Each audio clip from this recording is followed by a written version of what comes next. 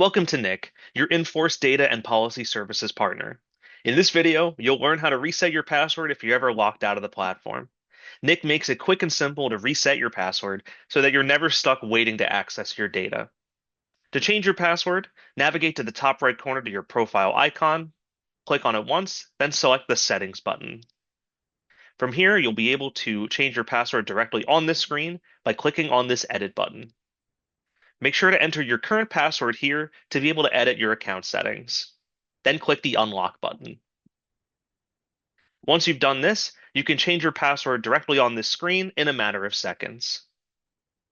You can also use the Forgot Password functionality on the login screen. Simply click on the Forgot Password button here, then enter your email address.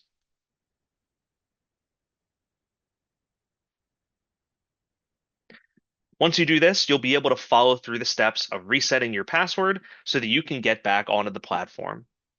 With NIC's simple password reset options, you can quickly regain access to the platform and stay connected to your data without interruption. Thanks for being a NIC subscriber.